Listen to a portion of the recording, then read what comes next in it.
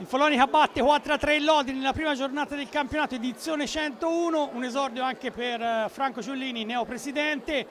Migliore partenza non ci poteva essere. No, migliore partenza non ci poteva essere perché abbiamo fatto una bella partita contro una grande squadra, perché questa è una vittoria importante perché, ripeto, è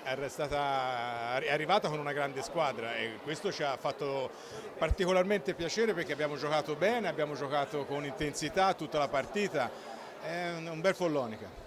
Un match in equilibrio perché insomma il Lodi ha saputo recuperare dal 2-0 al 2-2, poi però decisivo alla fine l'assist di Francesco Banini che ha tagliato la pista e ha messo su un piatto d'argento per il gol finale che ha valso il 4-3. Sì,